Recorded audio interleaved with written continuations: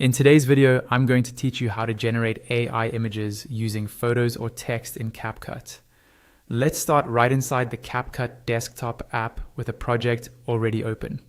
Once you can see your timeline and preview window, move your attention to the top left area of the screen.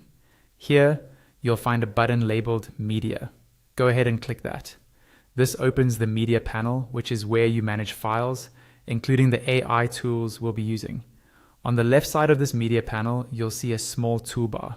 Look for the option called AI Media. Click it to expand the AI options and then select AI Image. This is the feature that will let you create new images using artificial intelligence. After you click AI Image, a new box appears inside the media panel.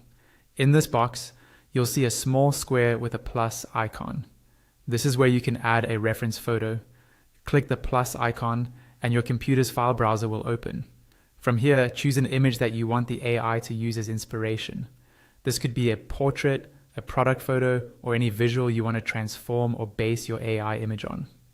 Just below that, you'll find a text field. This is where you type your prompt. Think of the prompt as your set of instructions for the AI. Describe what you want as clearly as possible, including style, mood, or specific details, like cinematic lighting or cartoon style.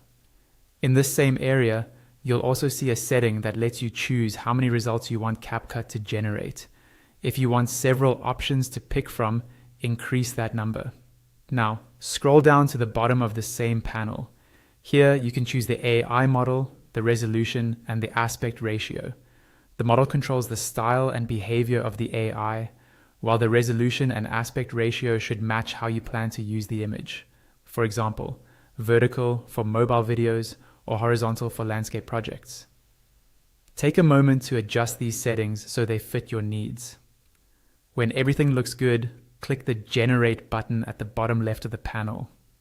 On your timeline, a new track will appear showing a message like generating, along with a percentage that slowly increases. Just wait for this process to complete. The time will depend on your settings and the number of images requested.